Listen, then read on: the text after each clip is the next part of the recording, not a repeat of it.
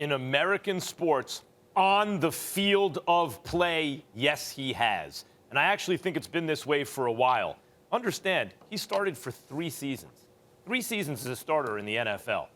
In the first year, he threw 50 touchdowns, very few interceptions, won the MVP, and if not for a pre-snap penalty, goes to the Super Bowl, and I believe wins it that year. Next year, he wins Super Bowl MVP and improves his touchdown to interception ratio. This year, he gets back to the Super Bowl, and without an offensive line and with a defense who got no pressure on the other quarterback, he lost.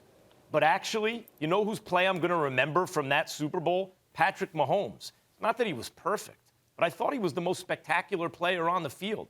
He did things that were just unbelievable. He was pressured more than any quarterback ever in the Super Bowl, like as a percentage of his dropbacks. And by the way, was blitzed less than any. So he was constantly on the run for his life, and no one was ever open, right? I mean, and he was facing a guy where it was just the opposite, almost never pressured, and guys were open as a result. The point is, he lost, but not because of his play. And in fact, his is the play I'm going to remember. That's 3 years.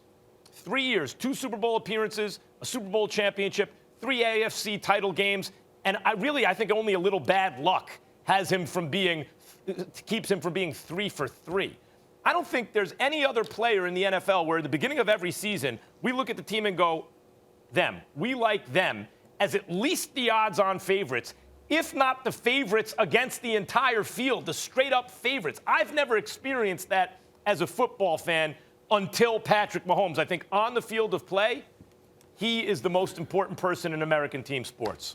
I think that's utterly ridiculous. I think that LeBron James clearly is that guy. 18th season, 36 years of age, and without him, the Lakers would be the New Orleans Pelicans with Anthony Davis. They'd make the first round of the playoffs, they'd go home. If that. That's who he is. That's who he has been throughout his career. And when you take into account the fact that he's done it for so long, I just don't think it even compares. Patrick Mahomes is sensational, and he's a sensational talent. And it wasn't his fault they lost the Super Bowl. I totally get that.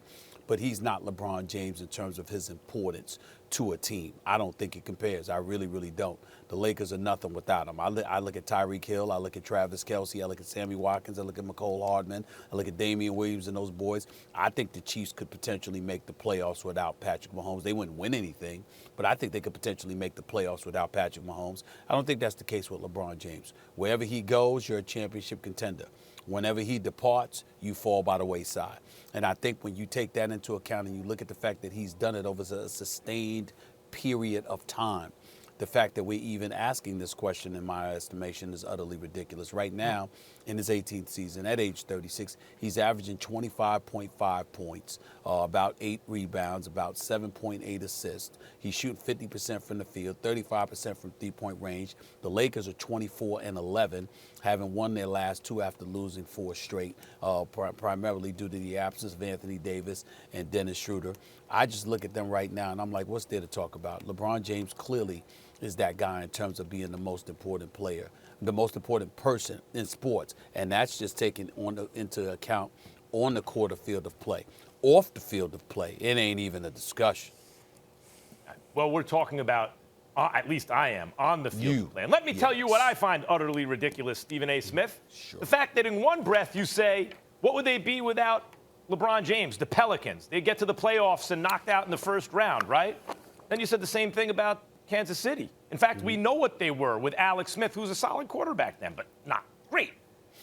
What were they? They were a team, maybe you could make the playoffs, they're going to get knocked out early. Just like what the Lakers would be if you took LeBron off. I mean, you have to put someone in his place, just like you have Alex Smith in Patrick Mahomes' place. You put an average player in LeBron's place. Maybe they make the playoffs and they get knocked out early. What's the difference? You know what the difference is? You know why Mahomes gets the edge? Because he's playing football. Because in the NBA, a singular superstar has more sway over the fortunes of a team than any player, including the quarterback in football, until Patrick Mahomes came along.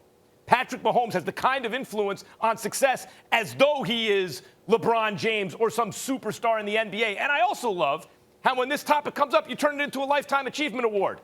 I'm not talking about who I'm more impressed by at their age, who's accomplished more in their career, who has total career value. I'm talking about right now. Who's the most important player on the field of play? I'm not going to pretend it's in a landslide. LeBron has an enormous impact, and there are other players, too, in the NBA who have an enormous impact, including James Harden right now, or Joel Embiid, or a number of NBA players. I don't think there's anyone in the NFL, including Aaron Rodgers, who has the impact that Patrick Mahomes does. I don't mean to sound like Dave Chappelle when he's imitating Prince, but this bores me.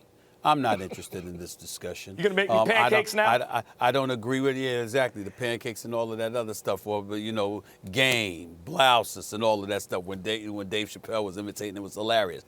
But in the end, in all seriousness, I just don't agree with you. I think it's LeBron James. I think it's LeBron James literally by a significant margin. We disagree, and that's that. Thanks for watching ESPN on YouTube. For live streaming, sports, and premium content, subscribe to ESPN+.